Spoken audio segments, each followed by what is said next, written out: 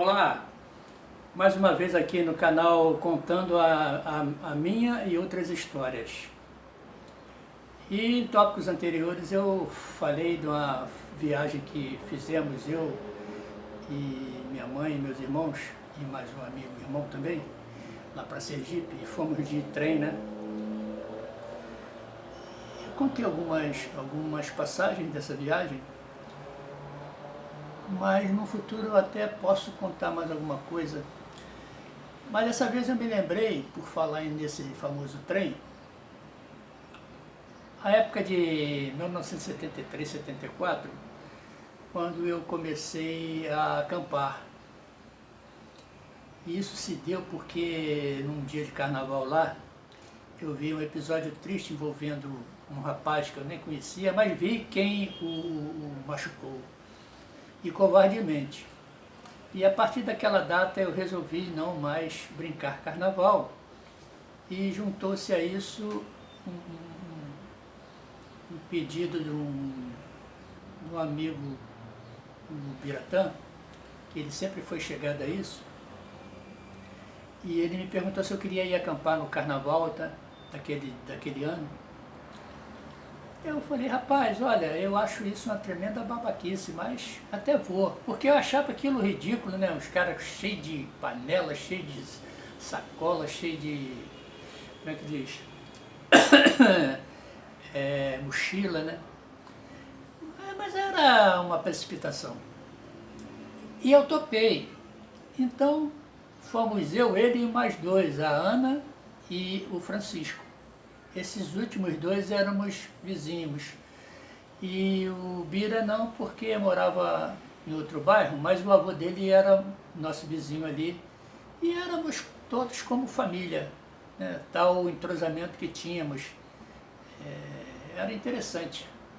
E eu não vou nunca me cansar de dizer que naquela época tudo era diferente como é hoje. Então, nós nos preparamos para sair logo cedo, no sábado de carnaval, e fomos pegar o trem lá na estação de Deodoro. Nós morávamos em Ricardo, para Deodoro era um pulo, né? E assim o fizemos. O trem que nos servia não era aquele trem urbano que todo mundo pegava cotidianamente. Esse trem era chamado Macaquinho, e ele tinha o formato do mesmo trem que nós fomos para Sergipe, aquele trem de madeira, aqueles bancos também de madeira. E aquilo era uma festa, né? Porque você via aquele monte de gente, todo mundo carregado de apetrechos, né? Barraca, panelas, mochilas e pororó pão duro. Só o visual já causava um certo espanto e até surpresa de alguns, né? Principalmente aqueles que não costumavam fazer esse tipo de exercício. Eu tinha sido um deles, mas topei o convite e fui embora com eles, né? Então chegamos lá e a viagem era uma alegria imensa, todo mundo brincando, cantando, contando piadas e tal. E chegamos lá e fomos para um lugarejozinho chamado Saí, que fica ali antes de Mangaratiba, talvez uns 5 quilômetros, 10 quilômetros. Tinha uma praia, ela não deve dar 300 metros de comprimento de um lado ao outro, que dê, digamos que dê 500, mas não dá isso tudo não. E tinha algumas residências, pouquinhas, mas tinha. E nós escolhemos lá um local, até próximo de um veio de água. E montamos a nossa barraca e tal, tudo certo e direitinho. Só que não contávamos que naquele mesmo dia, à noite, ia dar uma daquelas chuvaradas homéricas, sabe? De arrebentar quarteirão. E aquilo foi um choque para nós, né? Até porque nós íamos cozinhar no carvão, na madeira. Como fazê-lo se acordamos no dia seguinte com tudo molhado, né? Mas nos viramos por lá, conseguimos nos safar a contento. E assim ficamos por lá até na quarta-feira de cinzas. E perambulando lá por um ou outro lado, né? Indo nas cachoeiras, tomando banho, nos riachos que tem ali também tomando banho, e circulando pela praia de uma ponta a outra. E foi numa dessas circulações que eu e Francisco nos deparamos com um cara que estava pescando, e próximo a ele tinha uma raia esticada na areia lá, mas sabíamos que tinha sido recém-pescada, né? E indagamos do pescador se ele ia levar aquilo. Ele falou, não, não, eu não como esse tipo de, de coisa não. Se vocês quiserem, podem levar. Então eu e Francisco pegamos a arraia, que não era tão grande, mas também não era tão pequena. E levamos lá para a nossa barraca, sem saber como tratar aquilo ali. Mas logo, logo apareceu alguém para dizer como era cortar ao longo das coisas, o olho assim, do corpo, né? As asas desfazia para lá e para cá. E assim o fizemos. Os temperos nós tínhamos ali, né? Porque quem vai acampar sempre leva isso e tá tudo legal. Então nós fizemos ali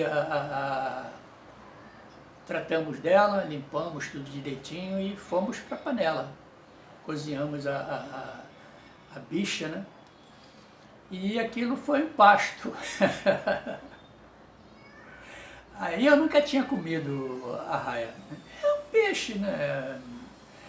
Então tem gente até que nem come mesmo. E nós comemos.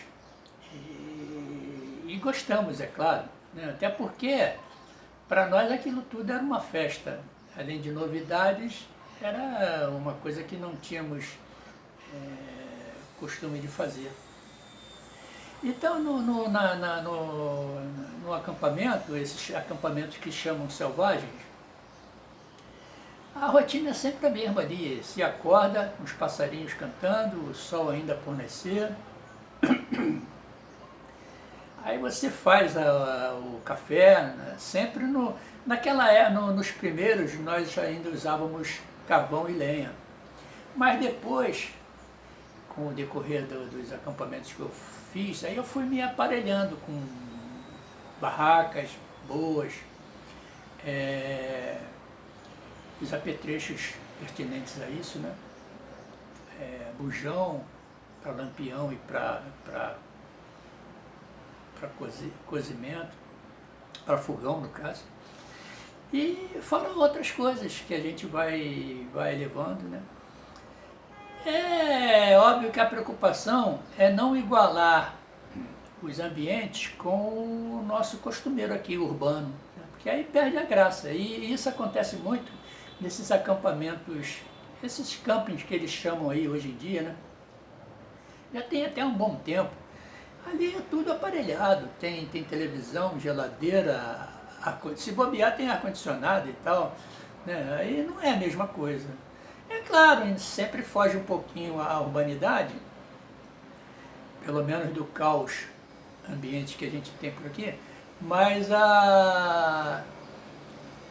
não é exatamente como era antigamente. O acampamento selvagem tinha mais prazer do que esse que temos aí. Apesar que tem um detalhe, né? Existem pessoas que acham esse tipo de divertimento, acampamento, coisa de índio. E eu tenho parentes que me falaram isso na minha cara, mas coitado deles, né? Não tem noção nenhuma do que é a vida. Que a vida não é só uma coisinha só, né? E eu, por exemplo, conheço de vários lados. Estou acostumado, eu nasci no centro de uma cidade grande, né, como Rio de Janeiro, mas minha família é oriunda lá do Sergipe, lá do Lagarto, e eu fui lá pequeno, e depois voltei lá muitas vezes. Quando estou lá, adoro aquilo lá. Então, mas tem gente que não, é urbano e acabou, o resto é resto, como diria, né? Entendeu? Mas a vida é assim mesmo, cada um com os seus propósitos. Eu prefiro os meus, Mas não sou nada contra quem tenha divergência sobre isso. Eu, nessa minha vida quase septuagenária, eu digo que vivi bem, sabe? Vivi bem. E tive muitos prazeres na vida. E esse dos acampamentos foi um deles, porque a gente se diverte muito, se distrai muito, né? Imagina ficar um dia inteiro na beira de uma praia, à noite, por exemplo, que legal que era, né? Quando não jogávamos baralho, ficávamos ali conversando, contando piada, sacanagem e tudo. Ou então ficar na beira da praia, andando para lá e para cá, mesmo à noite, né? Sem nenhum risco. Naquela época não havia isso.